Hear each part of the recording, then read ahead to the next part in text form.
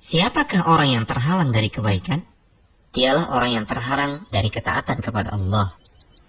Tahu kalau waktu salat duha itu hingga 6 jam, tapi tidak bisa salat meski hanya 2 rakaat. Padahal hanya 5 menit untuk melakukannya. Tahu kalau waktu sehari semalam itu 24 jam, tapi tidak bisa membaca Al-Quran walaupun hanya 1 halaman. Padahal hanya membutuhkan waktu hanya 2 menit.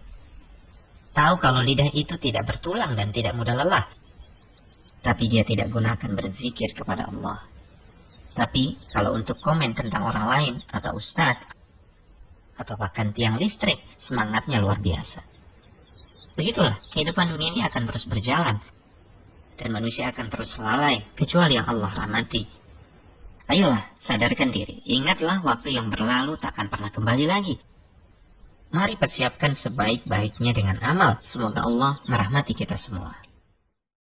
Wal 'ashr innal insana lafi khusr illa alladhina amanu wa 'amilus salihati wa tawasaw bil haqqi wa tawasaw bis sabr.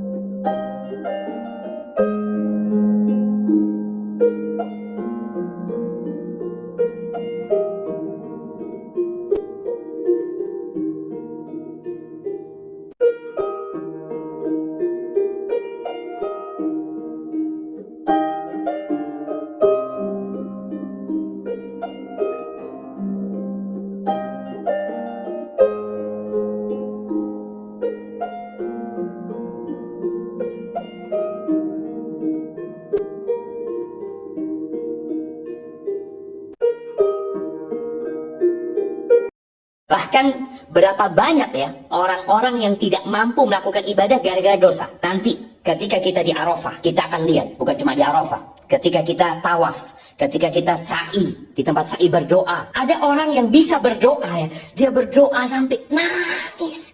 Kita ini sampai bingung, kenapa ya, dia punya dosa apa sampai nangis? Enggak, dibukakan bagi dia oleh Allah pintu doa. Ada yang sholat, sujudnya bisa panjang. Ada yang berzikir, bisa nggak berhenti. Ada yang pulang haji, alhamdulillah anak pulang haji. Setiap hari anak ketika berada di tanah suci, 1000 kali anak istighfar. Ada yang 100 kali nggak nyampe istighfar. Kok bisa ya? Dosa penyebabnya. Makanya ketika seorang bertanya kepada Hasan Basri, dia mengatakan, aku ini mau sholat malam. Kita semua tahu bahwa tidak semua kita bisa sholat malam. Sholat subuh pun kadang-kala telat. Dia tanya, aku ini kenapa kok nggak bisa sholat malam? Kenapa Fulan bisa sholat malam? Kenapa Fulana bisa sholat malam? Aku lebih sehat daripada Fulan. Aku lebih kaya daripada Fulan. Kenapa Fulan bisa sholat? Aku nggak bisa sholat. Padahal kata dia, aku sudah siapkan semuanya. Kalau sekarang mungkin alarm sudah dihidupkan ya, semua sejadahnya udah siap. Bangun, azan lagi, alarm hidup alarm. Cuma dia apa kan? Masih belum. Lanjut sampai azan. Kenapa itu terjadi? Apa kata Hasan Basri? Qayyadatka dzunubuka. Engkau dibelenggu sama dosa-dosa.